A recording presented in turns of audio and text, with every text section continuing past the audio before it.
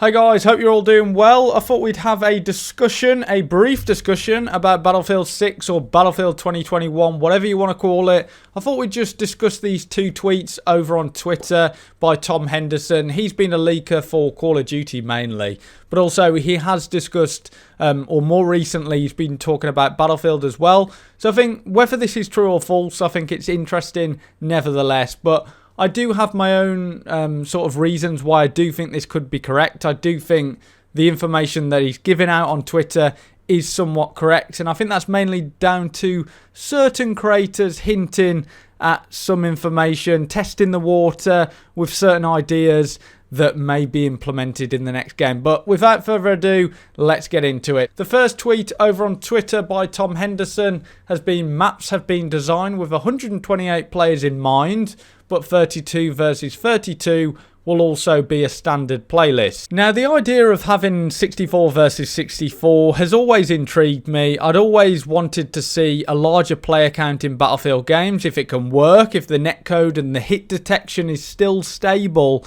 then I can't see why they wouldn't implement that. But I think, like many of you guys, my biggest concern with having 128 players has to be the netcode. Like, how is that netcode going to even work with, obviously, the advanced physics, with all the destruction, all the vehicles, these massive maps? How is that going to work in a Battlefield game? But if they're going to implement 128 players, I think the hit detection has to be somewhat good. I mean, in more recent titles, Battlefield players come to expect in like Battlefield 5, Battlefield 1, Battlefield Hardline, and towards the end of Battlefield 4's life cycle, they expect this better netcode, they expect better tick rate. So to have 128 players and then the netcode be absolutely terrible, I don't think players are going to be very happy with that. So it is a bit of a risk if they're looking to do this.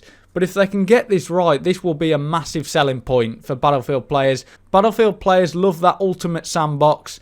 And I think having 128 players, that'd be a great marketing tool for like E3, showing all this, like 128 players running on a multiplayer server. How awesome would that look? That would be absolutely amazing. So in terms of like a marketing point of view, that would be awesome.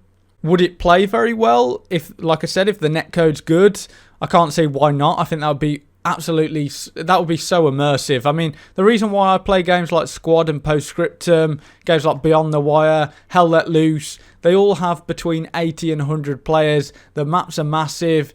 It's awesome. It's very immersive. And you don't really see that in AAA games. So to have a Battlefield game, have 128 players, how cool would that look? And we've heard reports that it's going to be a modern game as well. That all sounds brilliant to me.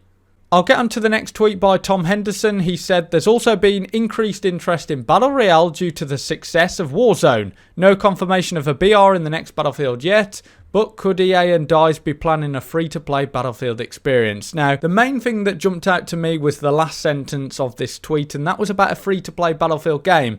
And I think this does tie into the notion of Battle Royale as well. I think EA and DICE will be looking at what Warzone has done. And obviously their Battle Royale mode is very successful. It's one of the most successful at the moment. It's one of the biggest games at the moment. Lots of people are playing it. Lots of people are spending money on skins. So obviously from a business point of view, they're looking at this and going, wow, that's a profitable business. It works. But I think what DICE and EA could do is say, look at Battle Royale. Like, it's very popular, and I think people are getting tired of Battle Royale, but I think why Battle Royales continue to be really successful is obviously there's no barrier to entry. It's free to play. You don't have to spend any money to get the full experience. If you want to spend money on skins, you can. It's all about giving players choice. EA and DICE will be looking at this, so let's just make our game completely free. There's no barrier to entry. Yes, we might take a bit of a hit on launch day, or, you know, in the first couple of weeks and months, we might not make as much money. But I think over time, and games are becoming more of a service rather than just a one-off purchase, it makes more sense from a business point of view. Get as many players as you can on that game, and then they're probably going to spend money on those skins, or they're going to spend more money than they would if they spent money on the game. So I do think this could happen, but the other reason why I think this is going to happen is because of content creators giving us little hints of what the developers are trying to implement. They're trying to gauge what the community think about these certain types or these certain topics. What do they think about these big issues? Like with Westy put out a video before Battlefield 5 released, and this was a video titled, "Will Battlefield 2018 have a live service,